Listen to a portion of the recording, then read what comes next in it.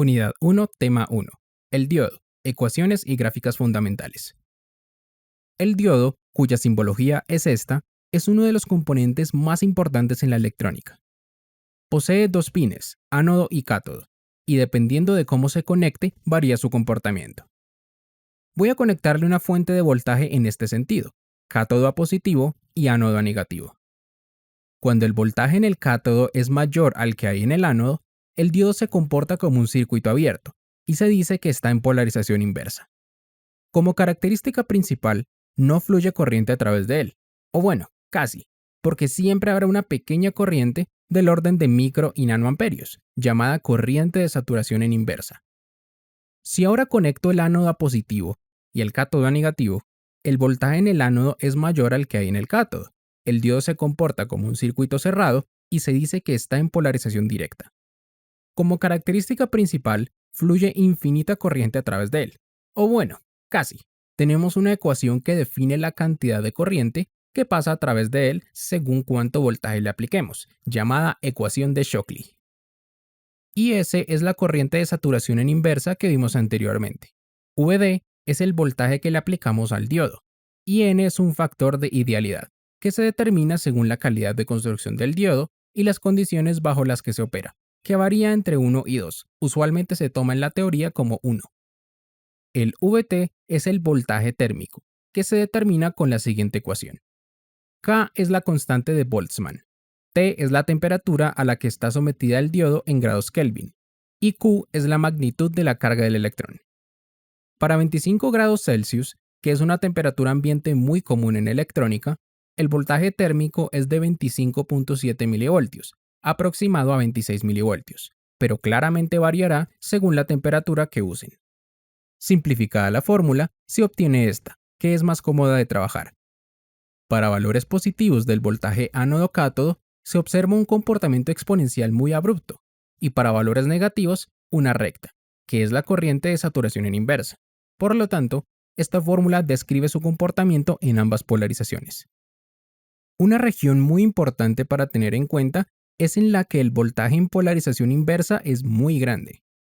Si forzamos a que el diodo soporte un voltaje más grande al que se le denomina voltaje de ruptura, representado como VBK, el diodo va a conducir una cantidad de corriente abismal, causando su destrucción. Y a esta región se le llama región de ruptura, o región Zener, por un tipo de diodo que veremos más adelante. Leamos por un momento los valores de corriente de saturación de un 1N4007, un diodo que será muy utilizado en el proceso de aprendizaje de este curso. En estos documentos es normal encontrar la corriente de saturación como IR, Reverse Current. Para 25 grados Celsius es de 30 microamperios. Si reemplazamos este valor en la ecuación de Shockley y graficamos, obtenemos esto. Como ven, el voltaje para 1 amperio es aproximadamente 0.26 voltios, pero si revisamos nuevamente el datasheet, concretamente en esta curva, el voltaje para 1 amperio es de aproximadamente 0.9 voltios. La razón de esta inconsistencia es la suma de todas las resistencias internas y parásitas del diodo, causando un desplazamiento hacia la derecha en la ecuación de Shockley, junto con no idealidades en la construcción de cada diodo individualmente, porque todos los diodos son diferentes, así sean del mismo modelo. Hablando del tema, el material del que está hecho el diodo también determina ese desplazamiento y modifica otras características técnicas. Para diodos fabricados con germanio, que son bastante antiguos, el voltaje desde el que se empieza a observar el comportamiento exponencial es de 0.3 voltios, mientras que para los fabricados con silicio, los más utilizados hoy en día, es de 0.7 voltios, aunque para otros fabricados con el arseniuro de galio está en 1.2 voltios.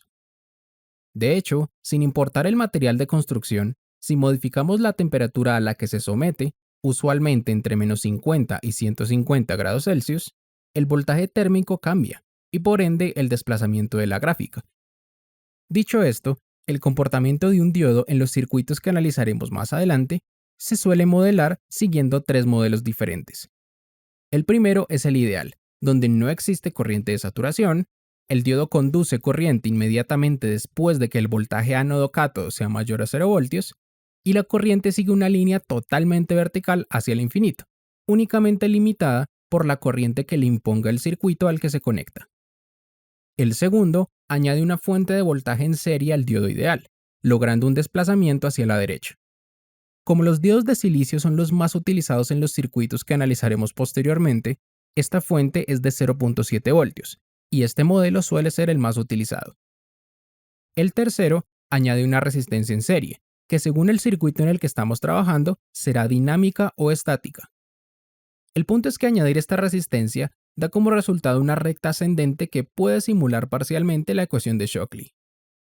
Por último, existen dos condensadores parásitos que se encuentran en paralelo al diodo, llamados condensador de difusión y de transmisión, que afectarán los tiempos de encendido y apagado del diodo, pero hasta que no lleguemos a trabajar el diodo en AC no serán explicados. Bien, tema finalizado. En el siguiente video hablaré de los límites de funcionamiento del diodo, y basándome en esta teoría, desarrollaré un par de ejercicios aplicando estos conceptos y les mostraré un par de circuitos sencillos de aplicación. Les hablo Juan de Mundo Electrónica y nos veremos en próximos videos. Chaito.